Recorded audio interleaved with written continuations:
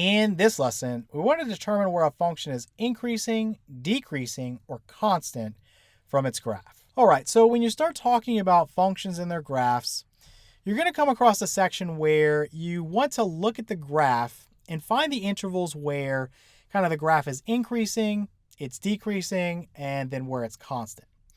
Now, this is something you can do without looking at a graph. When you get to calculus, you're going to talk about derivatives, and you're going to find methods where you can kind of use the derivative to determine this same information without looking at the graph. But that's a bit beyond what we can do at this point, so we're just going to stick to looking at the graph and observing the intervals where, again, we're increasing, decreasing, or constant. Now, you won't get any linear functions in this section of your book, but I want to start by talking about linear functions because they're very easy to work with, and they're going to demonstrate kind of something that's fundamental to what we're talking about here. So for this guy right here, this line, let's just get the equation going. We know the y-intercept occurs where? Let me make that better. The y-intercept occurs where? It's going to be right here. So it's 0, 3. So 0, 3. And the slope is what? If I started at this point right here, and I wanted to go to this point, I would rise 1, 2, 3, 4, and I would run to the right 1, 2. So m, my slope, again, is rise over run. And in this case, it's going to be 4 over 2, which is 2, right? And specifically here, it's positive 2. So we can say the equation is y equals 2, my slope, times x plus 3, my y-intercept. Or if you want to use function notation, you could say f of x equals 2x plus 3. That's up to you. But the main takeaway here is that with a positively sloped line, essentially as x increases or as we move to the right, y also increases, okay? And with a line, because the slope is always the same, it's always increasing, it's always constant, or it's always decreasing, right? It's one of those three things, unless you have a vertical line where the slope is undefined. But in this particular case, again, because we have a positively sloped line, as x increases, right, as we move to the right on the x-axis, y is going to increase. So we can say that this function, this y equals 2x plus 3, or f of x equals 2x plus 3, is increasing kind of over its whole domain, okay? So the way we want to write this, let me just erase all this. When you get in this section, they're going to ask you for the intervals where it's increasing, decreasing, or constant. So we're going to say increasing, and I'll say on the interval. Well, for here, it's going to be from negative infinity to positive infinity, again, across its entire domain, right? So if I go all the way to the left, as far as I can go, we have this arrow here that indicates it continues forever in the negative direction. As I go to the right, as far out as I can go, it's always increasing, okay? So from negative infinity to positive infinity, it's never decreasing and it's never going to be constant. All right, we also have negatively sloped lines, and for this guy, the reverse is going to be true. So for its entire domain, this function is going to be decreasing. As x values increase or we move to the right, y is going to decrease. So let's kind of do this formally. So this guy right here, the y-intercept is going to occur at 0, negative 1, and the slope m is going to be what? If I want to go from this point to this point, I've got to fall 1, 2, 3, run to the right 1. So that's negative 3 for the rise, and it's a positive 1 for the run. So this is just negative 3. So I would say y equals negative 3x and then minus 1. Or again, you could say f of x equals negative 3x minus 1 if you want to use your function notation. But the main takeaway here is that, again, as x increases, as we move to the right on the x-axis, y is always decreasing, okay? And this is from negative infinity out to positive infinity. So I'll say decreasing, again, on this interval from negative infinity to positive infinity. Again, it's not increasing anywhere and it's not constant anywhere. All right, so just to recap, when working with lines, the process is really easy. In fact, you're never going to get a line in this section. I'm just showing you this for the purposes of getting our thought processes going. But it's easy because the slope is always the same, okay? So when the line has a positive slope, it increases across its entire domain, again, from negative infinity to positive infinity. And when a line has a negative slope, it decreases across its entire domain. And then with a horizontal line, it's constant across its entire domain. Now, in most cases, and I would say pretty much in every case, you're going to be dealing with something that's not as simple as a line. So sometimes our graph is going to make all these weird twists and turns. And so over the span of its domain, you may have several changes between increasing, decreasing, and constant. again, when you get to calculus, you'll be able to use the derivative to kind of find the increasing intervals, the decreasing intervals, and the constant intervals. But for right now, that's a bit beyond us. So let's just observe this kind of general definition, and then we'll move on and look at some kind of graphs. So f, our function, is increasing if across this given interval that we're looking at, for any two x values, let's call them x sub 1 and x sub 2, we could say that x sub 1 is less than x sub 2, and f of x sub 1 is less than f of x sub 2. So what this means is that this x value is smaller than this x value. So this x value is to the left of this one, okay?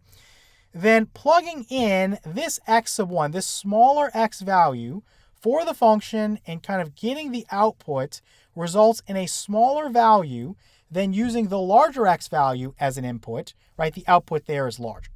So to see this graphically, we see again that x sub 1 is to the left of x sub 2. So we know that means that x sub 1 is less than x sub 2. And we see that if I kind of go up here, the f of x sub 1, or the y value associated with plugging in an x sub 1 for each occurrence of x in that function, is smaller than f of x sub 2, right? The y value associated with plugging in the larger x, or the x sub 2, for each occurrence of x in that function.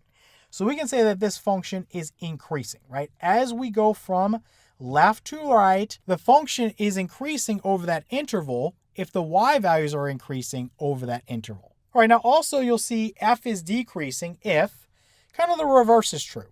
So we have x sub 1 is less than x sub 2, so this part's still the same. X sub 1 is still smaller. But now f of x sub 1 is greater than f of x sub 2. So plugging in the smaller x value results in a larger y value, or a larger output, than when we plug in the larger x value. Right now we're getting a smaller output here. So when we look at this, again, x sub 1 is less than x sub 2. We see that f of x sub 1 is higher than f of x sub 2.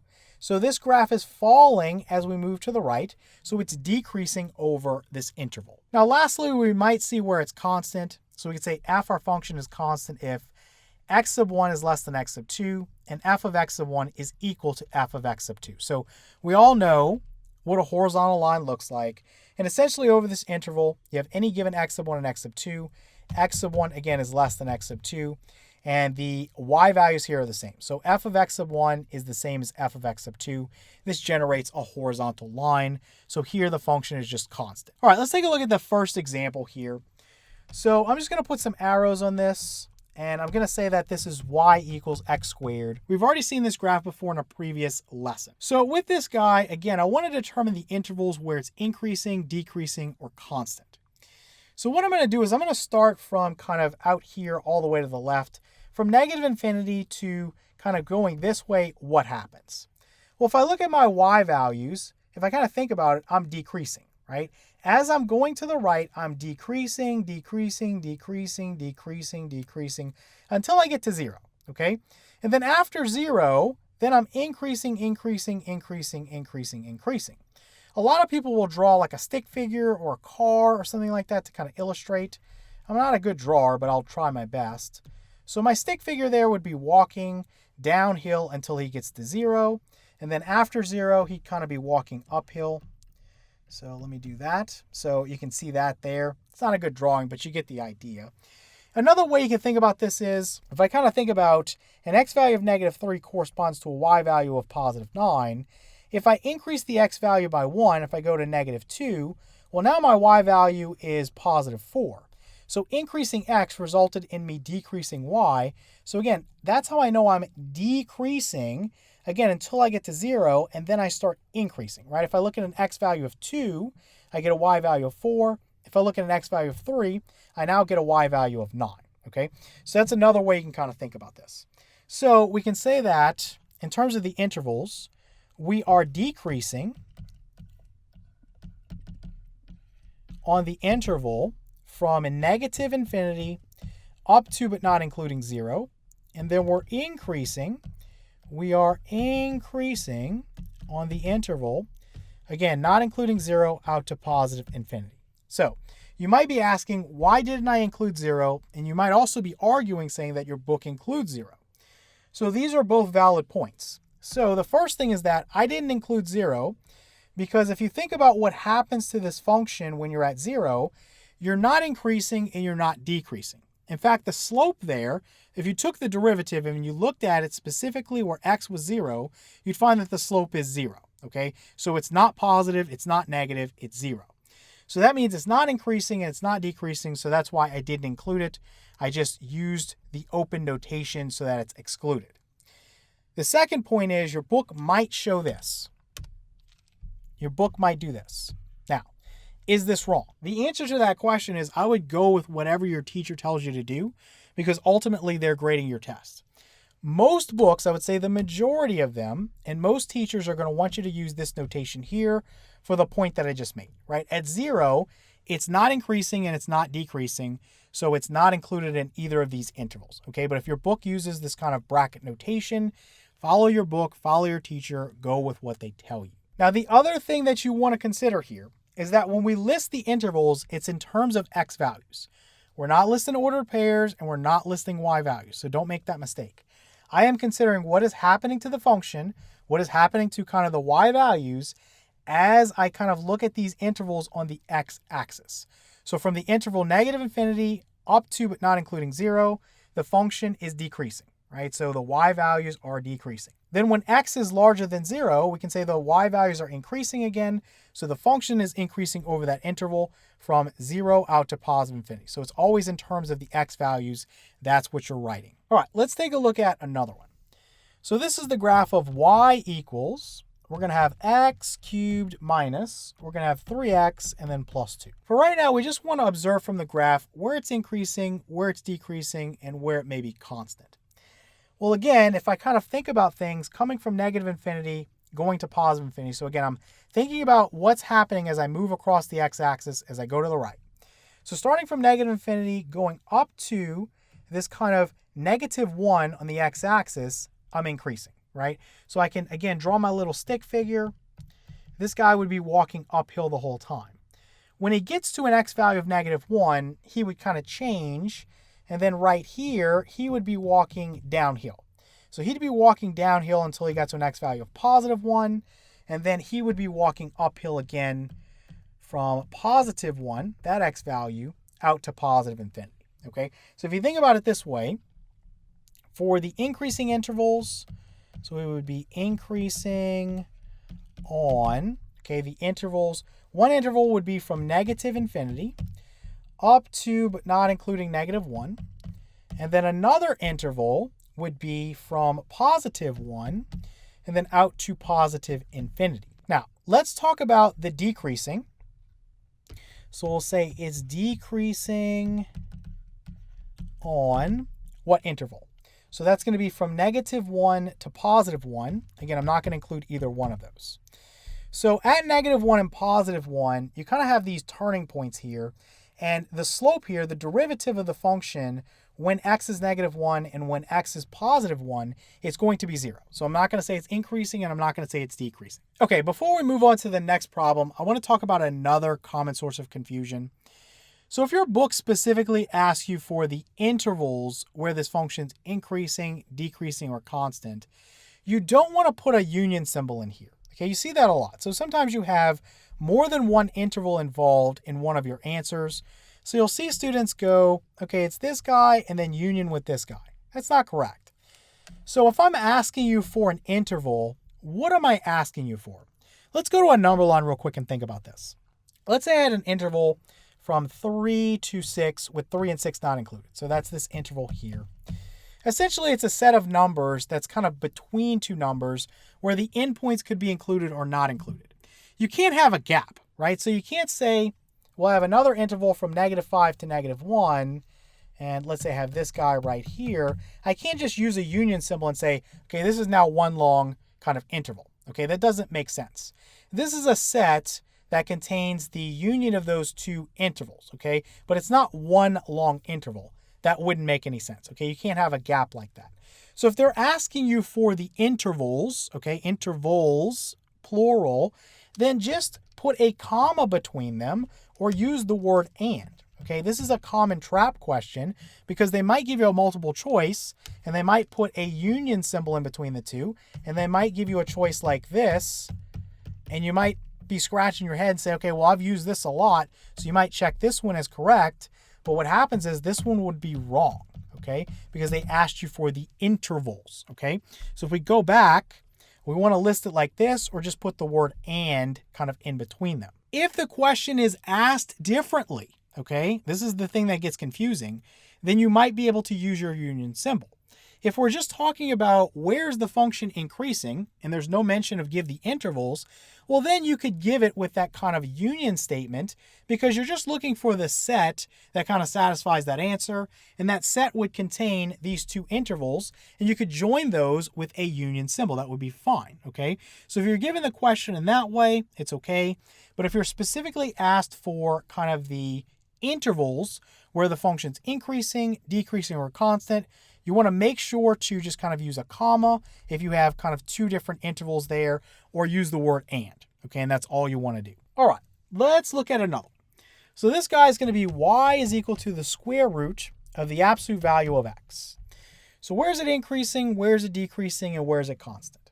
Well, again, as I move to the right, again, if I draw my stickman figure, this guy is going to be walking at a slight decline. Okay, it's not a massive decline, but it is decreasing. So as I move to the right, it's decreasing from negative infinity up to the point where I get to 0, and then he's going to be increasing out to positive infinity. Okay, so we can say that it's decreasing on the interval from negative infinity to 0, again with 0 not being included, and then increasing, okay, on the interval from, again, 0 not being included out to positive infinity. What about this guy right here? Let me draw some arrows in here. We should recognize this guy as being the function y equals 1 over x. Or again, you could say f of x equals 1 over x if you want. So essentially, what's happening as I move to the right? Well, from here, remember, we're infinitely close to 0. And as we move to the right, we start decreasing, decreasing, decreasing, decreasing, decreasing as we approach 0, but we'll never touch it, okay? So I know to kind of the left of 0, I'm always decreasing, okay? So from negative infinity to 0, I'm decreasing. So decreasing on. And from this guy right here, as we move to the right, what's happening? Well, my y values start out up here, basically going to positive infinity, and I'm coming down, down, down, down, down as I move to the right, and I'm still decreasing, right? I'm going towards a y value of 0, but I'm never going to touch it. I'm going to keep decreasing forever and ever and ever. So I can also say, comma, again, I'm going to have another kind of thing to list here. We're going to say anything larger than 0 out to positive infinity. Okay, so from negative infinity to 0, not included, and then from 0 to infinity, again, 0 not included. Again, don't put a union symbol in there. That's not correct. All right, for the final example, I'm going to give you one that's just kind of made up. This is a drawing that I came up with. You'll see a lot of these in your textbook, just to give you a couple of examples where you have some kind of constant, some decreasing, some increasing, a lot of stuff going on. So if we look at this guy, again, if I use my little stick figure, what's going on here is that we start out, as we come from negative infinity, we're going to be increasing up to the point where we get to an x value of negative 4. Okay, so let me just write this. We're going to say increasing on. So from negative infinity up to, not including, negative 4. And then let me put decreasing on. So decreasing on. So next, the stick figure is going to be walking downhill, right? Starting at negative 4, that x value, going all the way up to an x value that is negative 1. Okay, this is negative 1 here. So we'll say from negative 4 to negative 1. Again, neither of those is going to be included. Let me make this a little better. So negative 4, negative 1. And then this guy right here, again, let me kind of change colors. He's going to start walking uphill now. Starting at an x value of negative 1, he's walking uphill until he gets to an x value of 2. Okay, so it's going to be increasing. The other interval is going to be from negative 1 up to positive 2. Again, neither of those is included. Okay, and then once he gets here, he's walking flat. Okay, so from an x value of 2 to an x value of 6, it's flat or it's constant. Okay, so we'll say constant on, okay, the interval is going to be from 2 to 6. Again, neither is included. And then lastly, as we get past an x value of 6 and we go out to positive infinity, this guy would be walking downhill. So we could say it's decreasing over another interval. Again, anything larger than 6. So again, 6 is not included, out to positive infinity.